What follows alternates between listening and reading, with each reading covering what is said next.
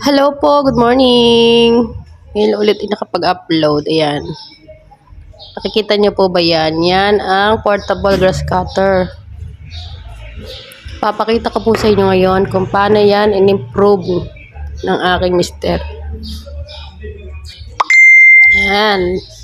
Lahat pala ng bagay pwedeng i-improvise. Ayan o, binalitan niya ng talim. Medyo mas mahaba. Ayan. Kita nyo? Kita? Mahaba yan. Ngayon, titingnan natin kung gaano siya ka-effective. Mas pinapabilis niya ang trabaho, syempre.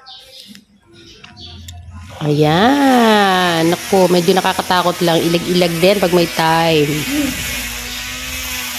Ayan. Diba? Mas mabilis kaysa dun sa maliit.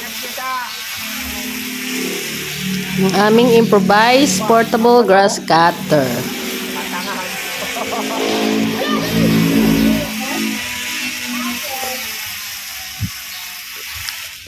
Lamang po. Thank you.